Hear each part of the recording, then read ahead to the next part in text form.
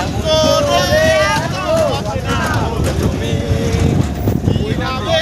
এত বদলে গেছি এই আমি ও বুকেরই সব কথা